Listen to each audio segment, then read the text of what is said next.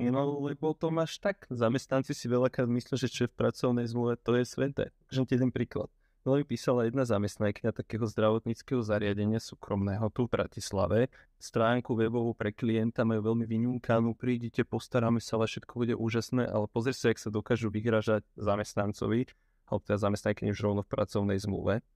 Ešte je taká pecka, že to som ešte v žiadnej zmluve nevidel, tak som si to aj odfotil. Zmluva bude automaticky vypovedaná v prípade, že zamestnanec bude dlhodobo neschopný práce z dôvodu tehotenstva, ktoré nastane do 2 rokov od podpisu zmluvy.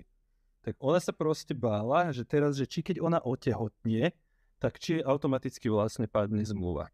No tak tam som mi povedal, že to je samozrejme úplná sprostosť, lebo na toto práve máme zákonník práce, že nemôžeš dať čokoľvek do zmluvy. A keď aj dáš čokoľvek do zmluvy, tak to ustanovenie proste bude neplatné.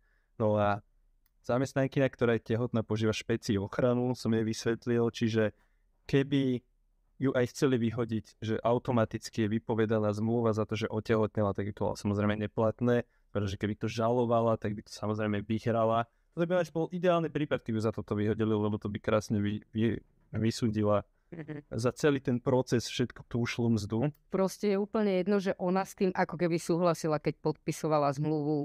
Áno, jasné. Však na to je ten zákonník práce, že on ťa má chrániť pred nejakými ako keby nejapnými požiadavkami zmluvy zo strany zamestnávateľa, lebo sa predpokladá, že zamestnávateľ je silnejšia strana a tá zmluva ani tak nepodlieha dohode, jak jednostrannému predloženiu a že buď pober, alebo to neber, že ten zamestnanec veľakrát ani nemá vplyv na to, čo v tej zmluve je napísané. Tak preto je to ten zákonník práce, ktorý hovorí, čo v nej môže byť a čo v nej nemôže byť.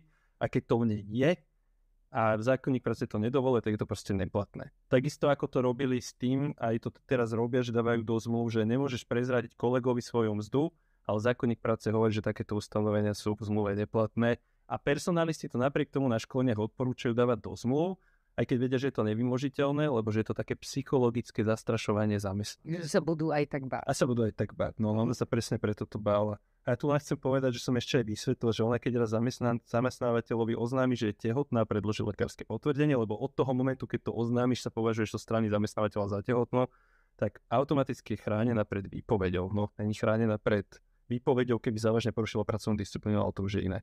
No takže toto dokážu proste dávať zamestnávateľe do zmluv. Automatickú výpoveď kvôli tomu, že si dovolila otehotnieť. Dobre, ne?